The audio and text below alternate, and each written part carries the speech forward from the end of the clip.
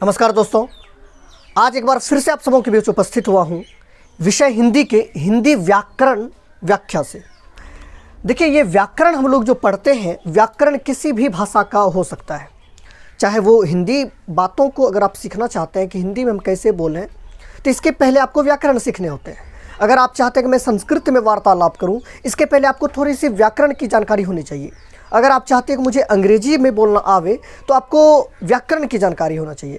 अर्थात तो व्याकरण में घिरे हुए हम सब, है ना। अब कहिएगा कि व्याकरण आखिर है क्या, इसका क्या डेफिनेशन है, तो मैं कुछ देर के बाद वो आपको व्याकरण का भी डेफिनेशन इस वीडियो लेक्चर में मैं आपको बताऊंगा। इससे पहले जो मैं बात करने जा रहा हूँ, जहाँ से ये चीज़ें शुरू हुई है, हम सबों को पता है, हमने इतिहास में पढ़ रखा है कि ये जो संसार है, इसमें जो मनुष्य धीरे धीरे ज्ञान की ओर बढ़ता गया, जब मनुष्य ज्ञान की तरफ आता गया तो उसे भाषा नहीं आती थी। मतलब वो एक दूसरे से वार्तालाप नहीं करते थे।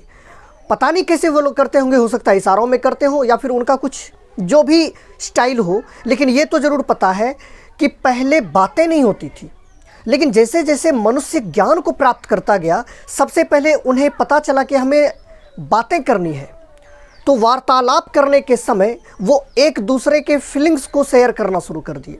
एक के मन में यदि कोई बातें होती थी तो वो अपने मन की बातों को किसी और तक पहुंचाया करते थे। उनके मन में कोई बातें होती थी तो उनके मन की बातें दूसरों तक पहुंचती थी। अर्थात धीरे धीरे यहाँ से बातों का, वार्तालाप का, बातचीत का सेशन स्टार्ट हो गया। बातचीत करना प्रारंभ हो गया, है ना। इससे संदर्भित जो बात है वो है कि हमें भाषा के बारे में सबसे पहले जान लेनी चाहिए कि भाषा क्या है और व्याकरण क्या है। भाषा के कितने प्रकार हैं और व्याकरण के कितने प्रकार हैं, मैं ये बात को स्पष्ट करने जा रहा हूँ। फिर धीरे धीरे नियमित रूप से वीडियोज़ आते जाएंगे और आप एक एक चीज़ों को सीखते चले जाएंगे। तो मैं पहले भाषा का डेफिनेशन लिखता हूँ, उसके प्रकार को लिखता हूँ, फिर आगे व्याख्या करता हूँ। जैसा कि मैंने इसका डेफिनेशन लिखा है, मैंने इसका परिभाषा लिखा है। भाषा किसे कहते हैं? भाषा वह साधन है जिसके द्वारा जीव या मनुष्य या कोई व्यक्ति अपने मन की भावों या विचारों को किसी अन्य जीव तक प्रकट करते हैं, या किसी अन्य व्यक्ति पर प्रकट करते हैं, या किसी अन्य मनुष्य पर प्रकट करते हैं। आप किसी भी स्टाइल से इसे बोल सकते हो। देखिएगा, यहाँ पर कुछ पॉइंट है। यहाँ पर पॉइंट है कि भाषा वह साधन है, एक बिंदु ये है। मन की भावों या विचारों, एक बिंदु ये है। इन दो बिंदुओं में क्या बात है कि भाषा साधन कैसे हो सकता है भाई? यस, भाषा एक तरह का साधन है। साधन मतलब आप समझते हैं, जिसकी सहायता से हम एक स्थान से दूसरे स्थान तक गमन करते हैं, उसी को हम लोग बोलते हैं साधन। जैसे आपको एक स्थान से दूसरे स्थान तक जाना हो तो उसके लिए आप कुछ ना कुछ साधन का इस्तेमाल करते हैं। चाहे वह साधन आपका खुद पैर हो, चाहे वह साधन साइकिल के रूप में हो, चाहे वह साधन मोटरसाइकिल के रूप में हो, चाहे वह साधन किसी कार के रूप में हो, बस के रूप में हो, ट्रेन के रूप में हो, हेलीकॉप्टर के रूप में हो। कुछ ना कुछ आपको साधन चाहिए होते हैं जिसकी सहायता से आप एक स्थान से दूसरे स्थान तक जाते हो। बात जब आई वार्तालाप करने की, बातचीत करने की, एक दूसरे से कन्वर्सेशन करने की, तो उस समय एक मनुष्य के हृदय की बात, एक जीव के हृदय की बात, किसी एक व्यक्ति के मन की बात को किसी दूसरे व्यक्ति के मन तक पहुंचाना है, तो एक स्थान से दूसरे स्थान तक जाने के लिए आपको कोई ना कोई साधन की आवश्यकता पड़ती है। ठीक उसी प्रकार से एक स्थान से दूसरे स्थान तक पहुंचाने का काम किया है भाषा। किस चीज को पहुंचाने का काम किया है? तो ये पहुंचाने का काम किया है मन की भावों या फिर विचारों को। मन की भावों या फिर विचारों, इसका मतलब होता है मन में जो सोच उत्पन्न हो रहे हैं, जो ख्याल आ रहे हैं, उसी को बोलेंगे भाव या विचार। जैसे मेरा मन कर रहा है कि मैं पानी पीऊं, है ना। अब मैं मन ही मन सोच रहा हूं कि मुझे पानी पीना है, लेकिन आपको कैसे पता? आप तो नहीं जान रहे कि मुझे पानी पीना है। तो ये बात मैं आपको बताऊंगा। तो ये बात मैं आप तक किस साधन द्वारा बता रहा हूं? जिस साधन द्वारा बता रहा हूं उसी साधन का नाम होगा भाषा। क्लियर? तो अब मैं अपनी बात को आप तक पहुंचाता हूं, तो पहुंचाने के लिए हमारे पास तीन स्टाइल है। अर्थात हम तीन तरीके से आप तक अपने मन की बात को पहुंचा सकता हूं। वो क्या है? पहला है मौखिक भाषा, अर्थात भाषा का वैसा साधन जिसे बोलकर प्रकट किया जाए। जिस भाषा को बोलकर प्रकट किया जाए उसे आप मौखिक भाषा कहोगे। दूसरा आता है लिखित भाषा, जिस भाषा को लिखकर प्रकट किया जाए उसे लिखित भाषा कहा जाता है। देखिएगा, इसमें भी कुछ बातें होती है। बहुत सारे ग्रामर में, बहुत सारे व्याकरण में कहा गया है कि भाषा मुख्यतः दो प्रकार के होते हैं। ये भी सही है कि भाषा मुख्यतः मतलब मुख्य रूप से दो ही प्रकार के होते हैं, लेकिन आप इन तीसरे को भी नहीं छोड़ सकते। इसलिए मैंने लिख दिया है कि भाषा सामान्यतः तीन प्रकार के होते हैं। भले ही आप मुख्यतः दो प्रकार के कह सकते हो, कोई दिक्कत नहीं, लेकिन हम इस तीसरे को भी छोड़ नहीं सकते। ये क्या है? सांकेतिक भाषा। जिस भाषा को इशारा करके प्रकट किया जाए उसे सांकेतिक भाषा कहा जाता है ना। अब सोचिए, जो बोल सकता है वो अपनी बातों को बोलकर प्रकट कर दिया। जैसे मौखिक भाषा के अंतर्गत आएगा आपका रेडियो। रेडियो में आप देखते होंगे वो बोलकर बातों को प्रकट करता है ना, तो वो हो गया आपका मौखिक भाषा। और टीवी यदि चल रहा हो, वहाँ पर अगर कुछ चीज़ें आप देख रहे हैं तो वहाँ बोल रहा होता है, तो वो हो गया मौखिक भाषा। वहीं दूसरी ओर अगर आपके पास न्यूज़पेपर है, कोई समाचार पत्र है, उसको आप पढ़कर समझते हो, तो उसने लिखकर व्यक्त किया है, अर्थात वो लिखित भाषा है। जैसे कि आपका बुक, आपकी कोई किताब, उसमें लिखकर प्रकट किया गया है, अर्थात वो लिखित भाषा है। ये दो चीज़ तो हम समझ सकते हैं। ये दो चीज़ जो है विशेष रूप से मुख्य भाग में इसको लिए गए हैं, लेकिन हम तीसरे को नहीं छोड़ सकते। वो कैसे?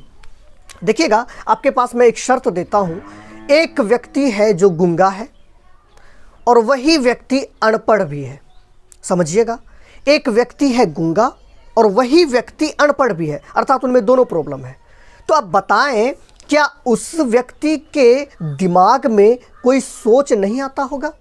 क्या उस व्यक्ति के मन में कोई विचार नहीं उत्पन्न होता होगा? बिल्कुल होता होगा। यदि उसके मन में विचार उत्पन्न होता होगा तो क्या वे अपने मन की बात को दूसरों तक नहीं पहुंचा सकता है? बिल्कुल पहुंचा सकता है। तो वो भी अपने मन की बातों को दूसरों तक पहुंचाता है। तो उसके पहुंचाने का तरीका क्या होता है? वो इशारा करके पहुंचाता है। उसे पानी की ज़रूरत है तो वो इसी तरह से, कोई भी किसी भी तरह से वो अपना इशारा करके अपनी बातों को शेयर करता है, अपनी बातों को पहुंचाता है दूसरों तक। अर्थात हम कह सकते हैं भाषा के तीन रूप हैं।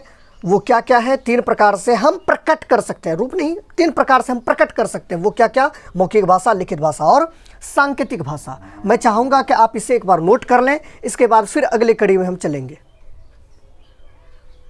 अब मैं फिर से आप समूह के बीच व्याकरण की परिभाषा को लिखा हुआ है। इसमें लिखे हैं कि व्याकरण वह विद्या है जिसके माध्यम से हम शुद्ध रूप से लिखना, बोलना व पढ़ना समझ पाते हैं। देखिएगा, यहाँ पर आप ये भी लिख सकते हैं, व्याकरण वह शास्त्र है, व्याकरण वह विद्या है। यहाँ पर विद्या का मतलब है कला, टेक्निक्स, है ना। व्याकरण एक प्रकार की कला है। कैसी कला है?